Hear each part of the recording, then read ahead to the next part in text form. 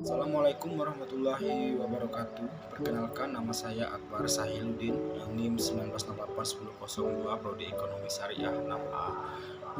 Saya akan menjelaskan isu-isu dana haji yang digunakan dalam pembangunan infrastruktur. Pembangunan infrastruktur di negara Indonesia tak kunjung usai. Dari semenjak dahulu hingga sekarang, pemerintah Indonesia tidak pernah berhenti membahas dan merencanakan pembangunan infrastruktur yang ada di negara kita ini. Segala proyek yang direncanakan tak pernah berhenti. Setelah satu proyek selesai, datang lagi proyek yang lain. Setelah selesai, akan direncanakan proyek lainnya lagi. Segala sumber dana dipersiapkan untuk merealisasikan program pemerintah. Belakangan ini sempat menjadi berita hangat di negara Indonesia, yaitu berita tentang pemerintah yang ingin membangun infrastruktur menggunakan dana yang asalnya dipergunakan untuk menunaikan ibadah haji. Berita ini sempat menjadi berita yang hangat diperbincangkan di media sosial, menjadi wacana bagi masyarakat Indonesia. Bagaimana tidak? Sedangkan pembangunan di setiap negara merupakan hal yang sangat substansial dalam mewujudkan suatu negara sebagai negara yang maju.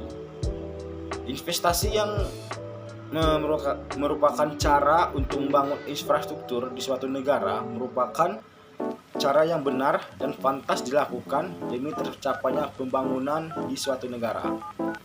Sistem investasi yang direncanakan Presiden Indonesia tentunya menimbulkan beberapa manfaat di berbagai sisi. Selain untuk pembangunan, dana yang digunakan juga akan berkesinambungan. Manfaatnya untuk semua kalangan, baik bagi calon haji atau bukan calon haji, bahkan bagi orang yang bukan beragama Islam. Maka jelaslah bahwa investasi yang direncanakan pemerintah Indonesia berpotensi besar untuk menciptakan kemaslahatan bagi semua penduduknya. Namun di lain dari itu, ada yang sangat penting untuk diperhatikan dan dipertimbangkan, bahkan dikaji dalam investasi untuk pembangunan ini, terutama bagi mereka yang beragama Islam. Tentunya semua umat Islam sangat prihatin dengan keadaan ini. Semua itu dilatar belakangi karena agama Islam telah mengatur semua kemaslahatan dengan cara yang baik dan benar. Islam sudah mengonsepkan semua kemaslahatan dan semua tata cara dalam bertasaruf dan bermuamalah. Hal yang sangat penting diperhatikan dalam proses investasi ini adalah cara yang dilakukan pemerintah Indonesia ini merupakan cara yang baru.